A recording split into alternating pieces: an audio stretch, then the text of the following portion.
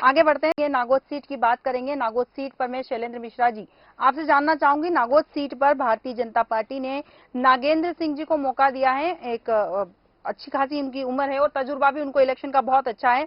इधर अगर कांग्रेस को देखा जाए तो रश्मि सिंह को मैदान में उतारा है, युवा नेता को मैदान में उतारा है। और भारतीय जनता पार्टी ने जनसंघ के जमाने से क्षेत्र में सक्रिय नागौद क्षेत्र के लिए कई काम कर चुके हैं, इसीलिए उन पर भरोसा जताया है। और कांग्रेस ने सामाजिक आयोजनों के चलते लोगों से सीधा संवाद और पटेल समाज के वोटों पर अच्छा खासा प्रभाव होने के चलते रश्मि सिंह को मैदान में उतारा है। क्या कहते हैं नागौद सीट के समीकरण? देखिए धर्मिष्ठा जी, ये जो सीट है नागौद की जिसका आपने प्रश्न किया है, बड़ी एक और महत्वपूर्ण सीट है उस विंध्य क्षेत्र की, जिसमें नागेंद्र सिंह जी जो हैं भाजपा के वर्तमान उम्मीदवार भी हैं और वहां पे विधायक भी हैं। लेकिन इसमें गौर करने वाली बात है कि कांग्रेस के जो पूर्व प्रत्याशी थे इस सीट से, यादविंद्र सिंह जी, वो लगभग 1200 वोटों के अंतर से ये चुनाव पिछला 2018 का हारे थे जी। और लेकिन कांग्रेस ने इस बार वहां पर नया प्रत्याशी घोषित किया है, डॉक्टर रश्मि सिंह पटेल को। निश्चित ही ये जो उस क्षेत्र के जो जातीय समीकरण हैं उनको साधने का कहीं ना कहीं प्रयास है।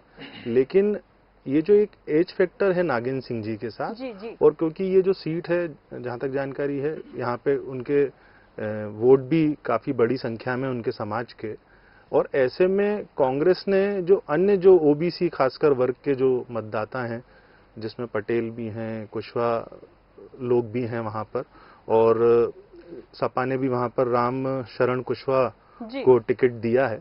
इसके अलावा अब इस पूरी सीट का जो गणित है वो अब ले दे के यादविंद्र सिंह के हाथों में है कि वो इस सीट का जो गणित है वो किस तरीके से आगे निकल के आने वाला है। क्योंकि वर्तमान के जो हालात हैं धर्मिष्ठा जी, अभी चुनाव जैसे जैसे जैसे जैसे नजदीक आ रहा है, अभी दोनों ही राजनीतिक दलों का जो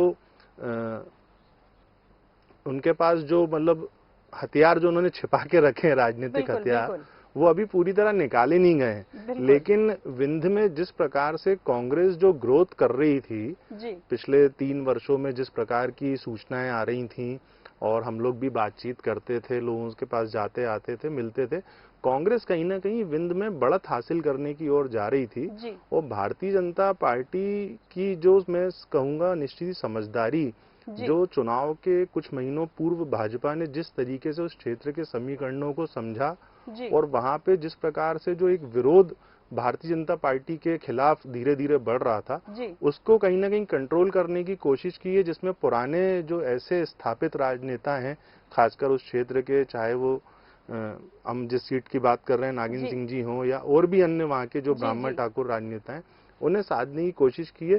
लेकिन कांग्रेस का जो टिकट जो वितरण हुआ है, जो सेकंड लिस्ट जो आई है जिसमें ये जो नाम सामने आए हैं, मुझे लगता है कहीं ना कहीं इसमें सीधे कांग्रेस का केंद्रीय नेतृत्व का दखल है। जी बिल्कुल, जैसा कि आपने कहा है कि ये हो सकता है सीट में केंद्रीय नेतृत्व का दखल, और साथ में भारतीय जनता पार्टी यहाँ मजबूती के साथ मैदान में उतर रही है, कांग्रेस भी अपनी रणनीति के साथ उतरी। साथ ही आपने कहा है कि देखना होगा इन दोनों ही पार्टियों रोचक मुकाबला इस सीट पे होने वाला है। बिल्कुल, और देखना होगा कि इन दोनों ही पार्टियों के तरकश में और कितने तीर बाकी हैं, जो देखना हमारे लिए भी बाकी है।